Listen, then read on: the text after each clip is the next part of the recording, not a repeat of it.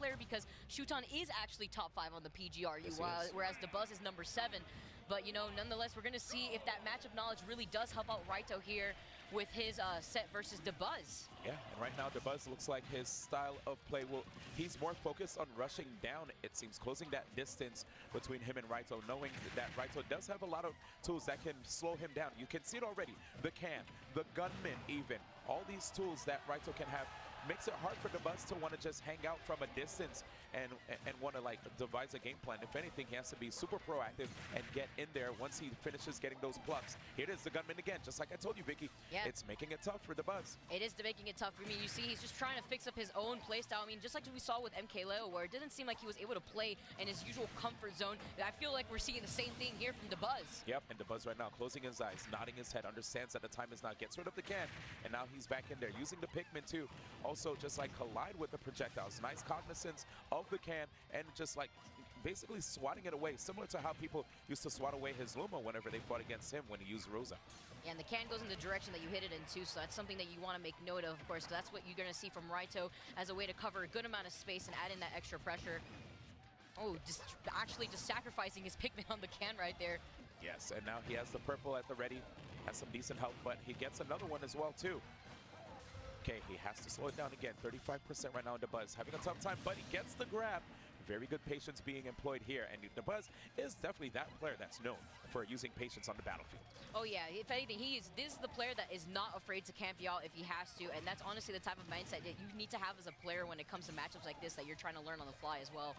Okay, nice pullback by DaBuz. Doesn't want to get caught by these aggressive approaches. And this is why you saw Raito go for it, because he was actually waiting to confirm into the can to get that up air ender.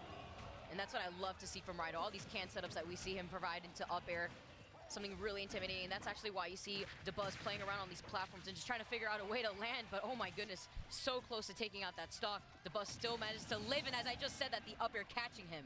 Wow, Duck Hunt Dog, a character that I barely see anybody play, and yet, you know, the way Raito plays him just so expertly, it makes me feel like there should probably be more Duck Hunt mains, you know? But let's see what happens here. Yeah, not even surprised. I mean, at these type of tournaments, we always see Duck Hunt just come out of nowhere, come out of the woodworks, and players like Raito really help put this character on the map. I mean, even at Genesis, when we had that upset versus Zero, Raito and Brood did such a good job at showing what this character really has.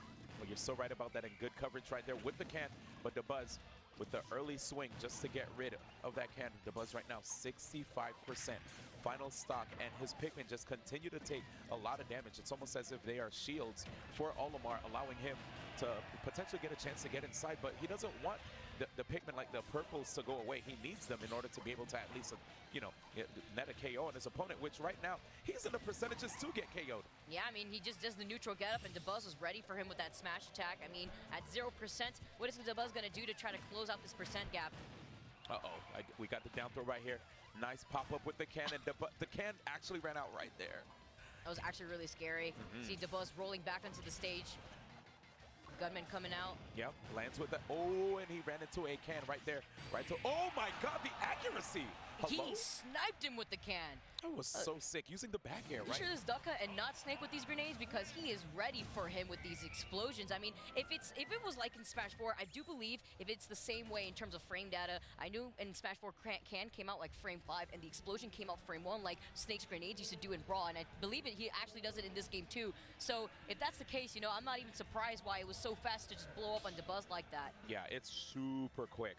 And definitely a challenge right here for DaBuz. I wonder if DaBuz might want to opt for Palu. Okay, it looks like he's actually, I guess he's actually going to, yeah, he will be sticking with the Olimar.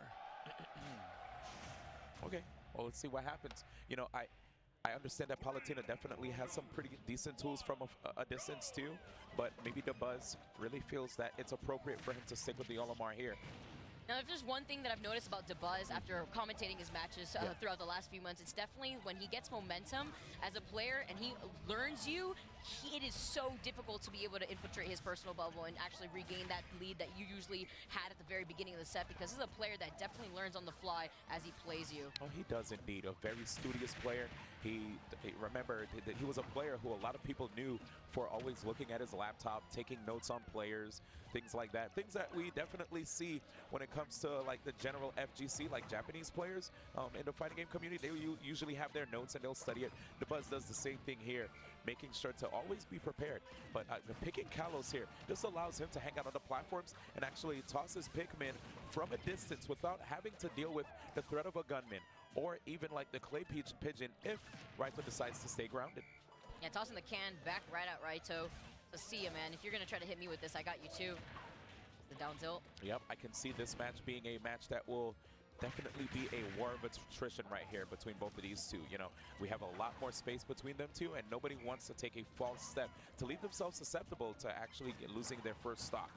I mean, understandable. I mean, this is why we picked this stage for the most part. I really do agree with this stage pick from DaBuz, just because, again, as you mentioned, the platforms are there to help you out, but maybe not to help you out so much, as he saw his landing getting caught with another up air again. Yep, good on DaBuz. Even after losing that stock, to close his eyes, recollect himself, and get right back into the fray.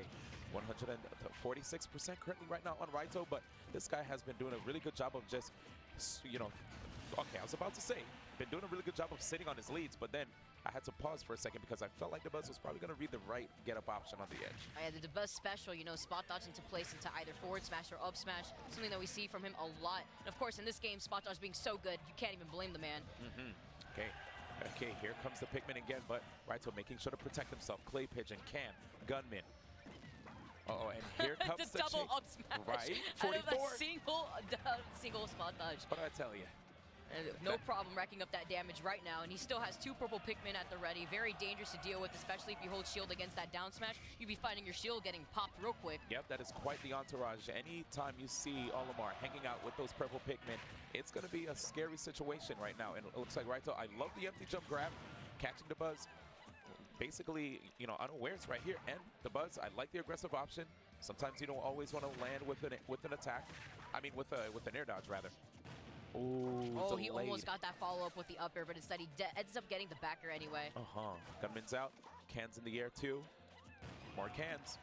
DaBuz goes for the jump. Nice fade back, though. Very smart. Okay, this is what DaBuz needs to pull up purple, and he gets it right there, too. Oh, you saw he was trying to wait for that jump, but Raito opting to go for the platform, lingering back just a little bit before trying to overcommit and hold forward. Oh, he wants the up smash, but it doesn't have the greatest horizontal range. DaBuz has to be cognizant of that. That 45-degree angle where Raito can hang out, can make it difficult for DaBuz. He can whiff and leave himself open. He's getting closer to KO percents. Oh my gosh, the way that he's playing on this platform right now between the gunman and the can, forcing DaBuz to try to go for an aggressive option. I mean, DaBuz is the one with the stage control here. Raito needs to find his way back in. Yep, and right now DaBuz leaning forward in the seat. Almost playing as if he's on his final stock right now. 180%, keeping that second stock intact. Going for that white Pikmin will give him a decent amount of damage, as it inflicts damage quite quickly too. And now that DaBuz has a lead, this is when we're going to see a way more slower pace of a match. You see DaBuz always playing extremely patient, and oh wow, not even trying to overcommit there, predicting a tech roll in. Yeah, that was a clutch spot dodge down smash by DaBuz because his shield was so low, and you saw Raito got really aggressive the moment he saw that, because Olimar does get shield stabbed way more, and because of the fact that he keeps getting shield stabbed, it can make it very difficult for Olimar mains to be defensive, forcing them to have to reposition themselves a lot of the times, use spot dodge cancels. Yeah, quite unfortunate that antenna sometimes just pops out above his shield, and that he could find himself getting hit by taller moves just because of that, especially when his shield is low. Okay, here it is. Can is out again. DaBuz goes for the high recovery, keeping that second stop. We might just have a third game situation, and DaBuz gets it. Good call out right here for Kalos. An impressive counter pick by DaBuz, and honestly, he had to slow Raito down. He needed a little bit more breathing room, and the plats on the sides allowed him to get that opportunity to get some more air. Here it is right now. We're tied up. Winners quarterfinals again. Japan versus the USA. A constant, or just Japan against North America. This is the constant narrative that we've been seeing here at EVO 2019. These guys have been practicing so much back at home, and now they came through in full force, trying to infiltrate the bracket, doing their best to see if, since they are the visitor, to see if they can actually show the US and other people who are part of North America that they definitely can hang. And right now, it is Raito's counter pick. And we're seeing it, man. Just looking at the bracket results, we have every reason to say that they are honestly bringing out their best here. And in this game 3, it goes back into what I was saying about DaBuz being the type of player where he purposely slows down to see what he could do to figure out a matchup before, or just you as a player before trying to overcommit. He just slows it down and sees what he has to do to get in for the next game. That was exactly what we saw in that second game between DaBuz and Raito, where it seemed like the two players were even for the most part in the majority of that first game, until the moment that DaBuz took Raito's second stock. That's when things started kicking up for DaBuz, and Raito being a little angsty, trying to go in and just landing a hit really helped him, helped DaBuz out on just closing it out. Indeed. All right, here we go. Lilac Cruz, DaBuz, getting that opening that he wanted, and that white Pikmin was just batting away at Duck Hunt. It was almost as if he had fleas. Right now we have almost 100% being inflicted. Okay, we're over right now for Raito and DaBuz. I guess Lilac Cruz was the right pick for him and not quite Raito, as DaBuz is able to just also use these platforms to his advantage. Not only standing on top of them to avoid projectiles, but even hanging out underneath the platforms, making it hard for Raito to approach him easily. I mean, we got the two purple Pikmin and the blue Pikmin at the ready here for DaBuz, but you see Raito going in with the grab, doing a really good job at using these gunmen to actually escape that grab and get a conversion off of it, sending DaBuz off stage. No Ken is going to come out to add in that extra pressure. Instead, actually using the up air on this platform, which is interesting because I actually feel like this stage could possibly go even for both these characters, just because they have platforms to mix up their landing, but not just that. They both have enough space to try to deal with each other's projectiles and use the slants to their advantage. Indeed. Here comes DaBuz. He's keeping that center, and Raito says, you know what, he's going to have to get aggressive. Does not get the KO here on DaBuz, as DaBuz is only in the 80s. Oh, he fell right out of that up air too, by the way. I'm not too sure if it was just because he was at a high percent and because of the fact that he had rage and he just popped out of it, but that was quite unfortunate that he just fell out of the up air like that. Yeah, especially in a version of the game where a lot of multi-hit moves started connecting way more consistently too. Right now, 6 snipe right there from deep. Raito manages to get that stock on DaBuz. And okay, he actually managed to get a grab on DaBuz with the purple Pikmin on shield too, of all things. And as you can see, that reverse hitbox, a lot of times people forget. But if Olimar has its back to you, Olimar can go for the up smash. And a lot of times people get caught off guard from that. And that's something that DaBuz loves doing. You know, you see him do the spot dodge into up smash a lot, but he's getting hit a lot by these cans, but sneaking away in through using the up air to actually hit Raito from below the ledge. You see the up smash coming through just as you talked about, D1, and even using a short hop down air to try to get back, but Raito is ready underneath him, adding in this extra pressure. Okay, here comes the can again, telling DaBuz to move back to allow Raito to breathe even. Okay, Raito has the can just hanging out at the edge to cover normal get up. Ooh, okay, that was smart by DaBuz, but Raito kind of had that as a decoy to leave him open for a free attack. Okay, this time DaBuz mixing up his options. Oh my goodness, Raito just waiting patiently by the ledge before he gets that hit in. I mean, I love the way he just stood still just to see what DaBuz was going to do. The pressure itself is just standing there and doing nothing, but the can providing that pressure for him. Cans are out again. What goes for the whistle as well too. You always have to be cognizant of which Pikmin are coming up next. And DaBuz, because of this, he likes to switch up the order.